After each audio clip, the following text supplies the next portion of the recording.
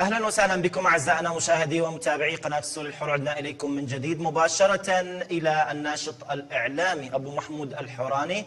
السلام عليكم أخي أبو محمود، وكل عام وأنتم بألف خير. نعم، وعليكم السلام ورحمة الله. كل عام وأنتم والأمة الإسلامية بخير، وأعاده الله علينا بالنصر والثبات والتمكين لمجاهدينا الأبطال.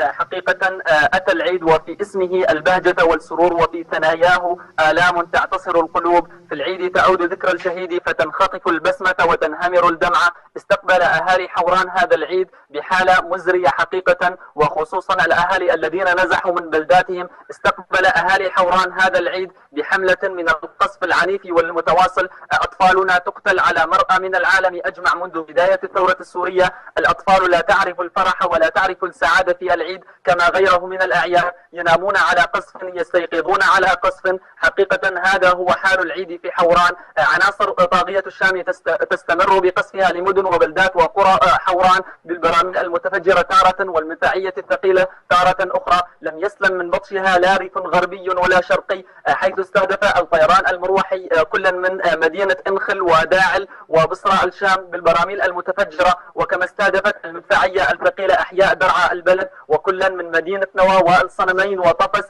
وبلدات العربة وصيدا والغارية الغربية. نتحدث أخي أبو حسين اليوم عن ارتقاء 9 شهداء من محافظة درعا جراء القصف المدفعي والمتواصل. في ظل هذا القصف العنيف على مدن وبلدات حوران يستمر ثوارنا الأحرار الأبطال وعلى أكثر من جبهة في مواجهاتهم ضد عصابات الأسد. حدثت اشتباكات متقطعة على أطراف اللواء الخامس عشر في مدينة انخل.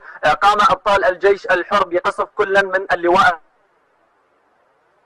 الخامس عشر ومساكن الصنمين العسكرية ومساكن إزرع العسكرية وقيادة الفرقة التاسعة بالمدفعية الثقيلة، وتحقيق إصابات محققة ولله الحمد. استهدف أبطال الجيش الحر في درعا المحطة مبنى مكافحة الإرهاب بقذائف الهاون وتحقيق إصابات مباشرة ولله الحمد. نعم، كيف هي أجواء العيد حسب ما رصدتموها؟ كيف هي أوضاع الصامدين بعد هذه الاستهدافات وهمجية هذه العصابة المجرمة؟ يعني بدل أن تكون فرصة للتقارب كان هذا النظام المجرم يعني مستهدفا بلدات ومدن درعا، وأيضا كما شاهدنا يعني لم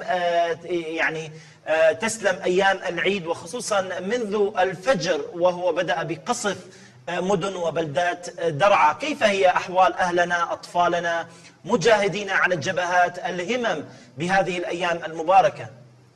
حقيقة أخي أبو حسين كما تحدثت إليك، الأطفال لا تعرف الفرح لا تعرف السعادة. هذا العيد كما غيره من الأعياد لم يختلف أي شيء. حقيقة الأوضاع الإنسانية فهي سيئة للغاية. تزداد الأزمة الغذائية خصوصا في المناطق التي تشهد اكتظاظ بأعداد المهجرين. هناك نقص كبير في المواد الغذائية. يستمر انقطاع التيار الكهربائي والاتصالات عن معظم قرى وبلدات محافظة درعا لساعات متواصلة من النهار.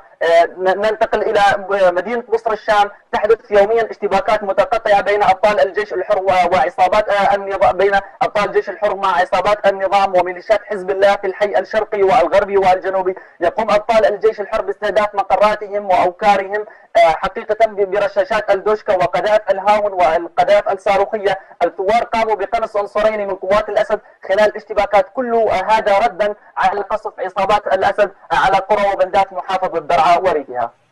شكرا جزيلا لك أبو محمود الحوراني من تجمع أحرار حوران على هذه المعلومات. نسأل الله تعالى السلامة لأهلنا ولأطفالنا ولنازحين وصامدين، والسلامة والثبات أيضا لأبطالنا أبطال الجيش السوري الحر الأشاوس.